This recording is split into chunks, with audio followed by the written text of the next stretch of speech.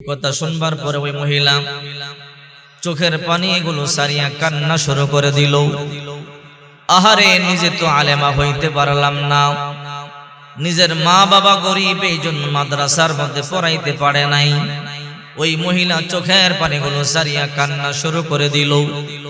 আল্লাহ দরবারে সাজদা গিয়ে বলে, মালিক, গরিব মা বাবার ঘরে জন্ম নিয়েছি, এই জন্য নিজে হাফেজা হইতে পারি নাই, আলেমা হইতে পারি নাই। এমন একটা সন্তান আমারে দাও, যে সন্তানকে মাদ্রাসার মধ্যে পড়াবো, যে সন্তানকে হাফেজ বানাবো, যে সন্তানকে আলেম বানাবো।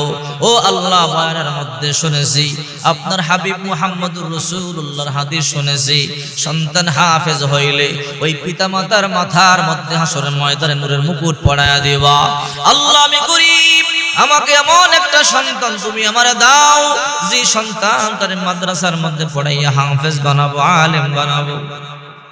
ওই গরিব মা চোখের পানিগুলো সারিয়া কান্না শুরু করে দিল। আল্লাহ তাআলা তার দোয়া কবুল করলেন, একটা সন্তান দান করলেন। কিন্তু মহিলার কপাল পোড়া, পেটের মধ্যে সন্তান আসতে দেরি, স্বামী দুনিয়া থেকে চলে গেল। ওই মহিলা চোখের পানিগুলো সারিয়া কান্না শুরু করে দিল। সন্তানটা ভূমিষ্ঠ হওয়ার পরে মা কি করবে, উপায় নাই। অন্যের বাড়িতে কাজ করে করে সন্তানকে লালন পালন করতেছে। সন্তান যখন আস্তে আস্তে বড় হয়ে গেল, হাঁটি হাঁটি পা পা করে যখন সন্তান চলতে পারে, সন্তান যখন কথা বলতে পারে, মা একদিন সন্তানকে কানে কানে বলে, বাবা, একটা স্বপ্ন আমার, একটা আশা তুই পূরণ করবে কিনা বল। সন্তান বলে, মা, কি আশা, কি স্বপ্ন আমার বলো। ইমাম ফখরুদ্দিন রাজি রহমাতুল্লাহি আলাইহি উসুদুল বুজদুবির মধ্যে লিখে দিয়েছেন, মা বলে, সন্তান আয় আয় আয়, দুনিয়ার কোন বড় স্বপ্ন আমার নাই, কোটিপতি হইতে চাই না আমি, ধনী হইতে চাই না, সুখ শান্তি আমি চাই না। ও সন্তান, গরিব মা আমি, মাদ্রাসার মধ্যে আমি পড়তে পারি নাই, বাবা আয় আয় তোরে মাদ্রাসার মধ্যে ভর্তি করাবো। ও বাবা, তুই মাদ্রাসায় পড়ে আলেম হবে। দুনিয়াতে যদি অন্যের বাড়িতে কাজ করি, দুনিয়াতে যদিও আমি বড় কষ্ট করিয়া জীবন যাপন করি, ও বাবা, তুই যখন হাফেজ হবি, আল্লাহ তাআলা জান্নাতে আমার সুখ শান্তির ব্যবস্থা করে দেবে। আল্লাহু আকবার বলেন।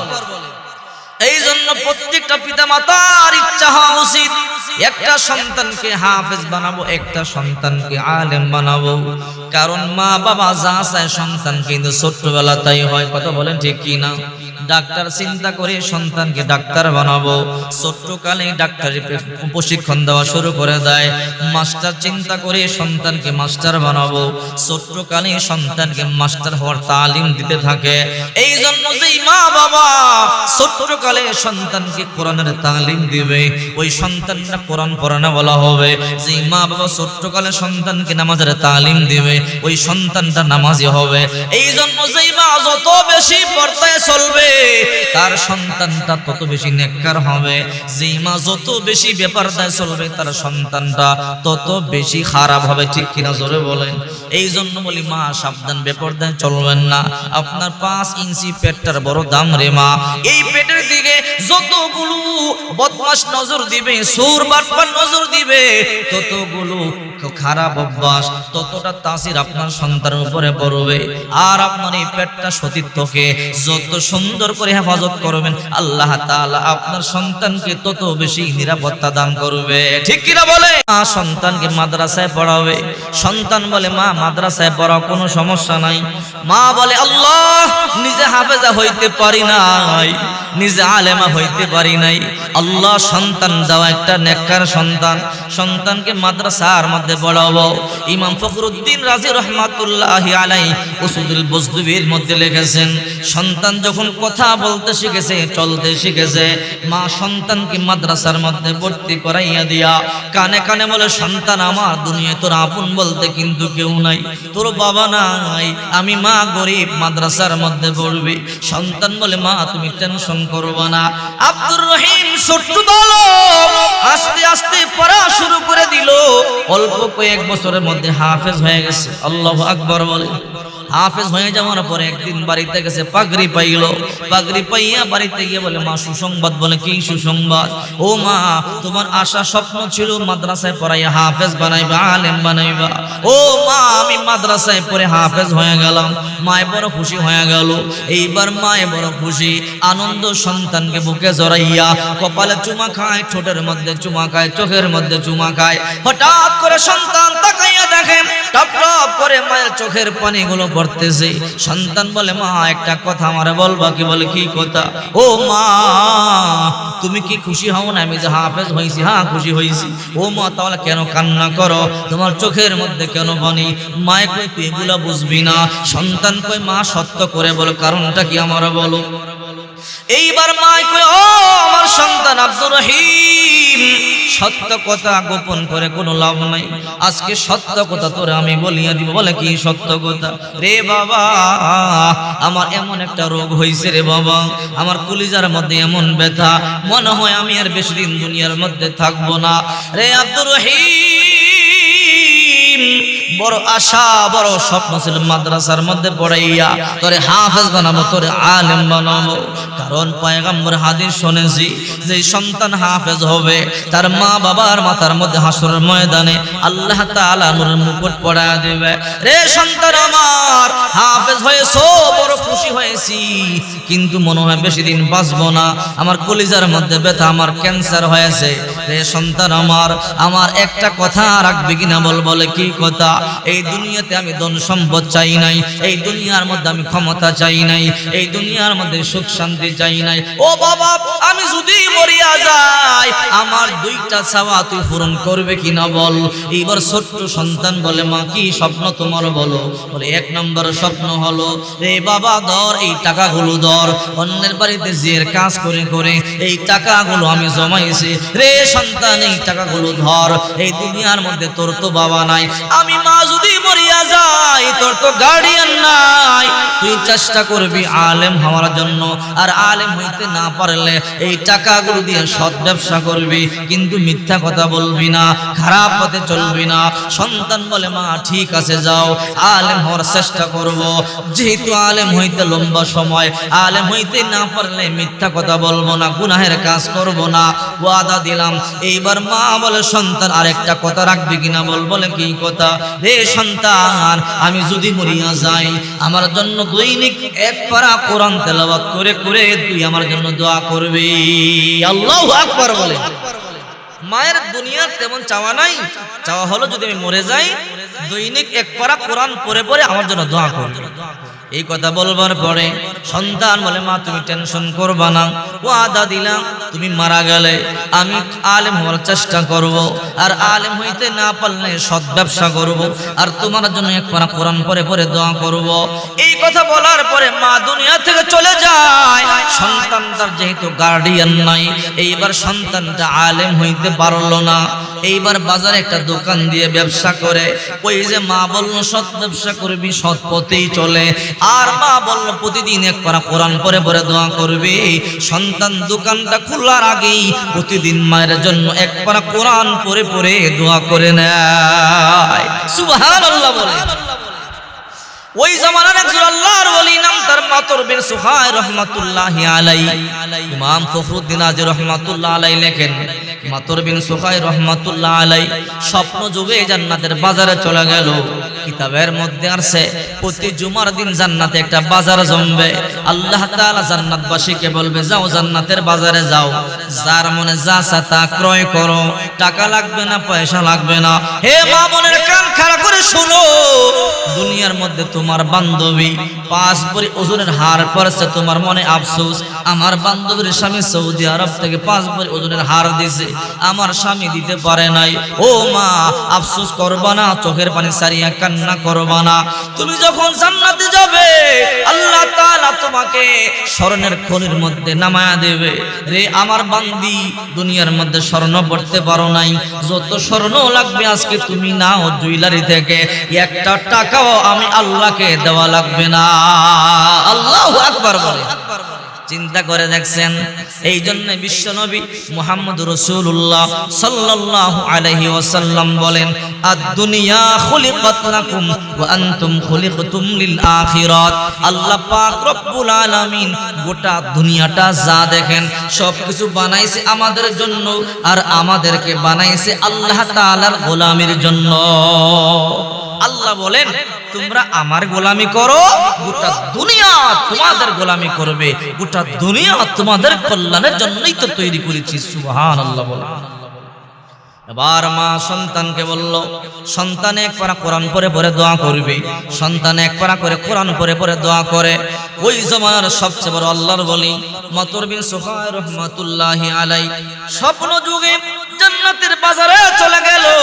আল্লাহর ওলি জান্নাতের বাজারে গিয়া ঘুরতেছে, ঘুরতে ঘুরতে দেখে হাজার হাজার লক্ষ লক্ষ মানুষ খালি ব্যাগ নিয়ে জান্নাতের বাজারে যায়।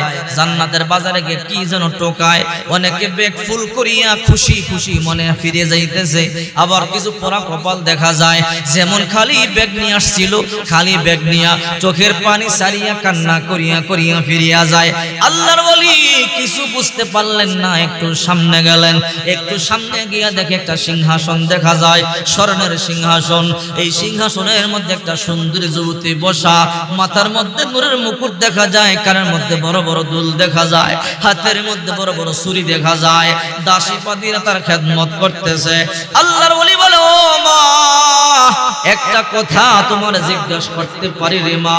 এইবার ওই বান্দি বলে, বলেন কি কথা? ওই যে জান্নাতের মধ্যে বাজার দেখলাম, এই বাজারে হাজার হাজার লক্ষ লক্ষ মানুষ খালি ব্যাগ নিয়ে যাইতেছে। অনেকে ব্যাগ ফুল করিয়া হাসি খুশি মন নিয়ে ফিরে যায়, আবার অনেকে খালি ব্যাগ নিয়ে আবার খালি ব্যাগ নিয়ে কান্না করে করে ফিরে যায়। ও মা, কারণটা কি? ওই মহিলা বলে, আল্লাহর বলি এইটা দুনিয়ার কোনো সাধারণ বাজার নয়, এটা আলমে বরজক। ও আল্লাহর বলি, যাদেরকে দেখতেছেন এরা সবাই কবরবাসী, এরা কেউ দুনিয়ার মধ্যে নাই।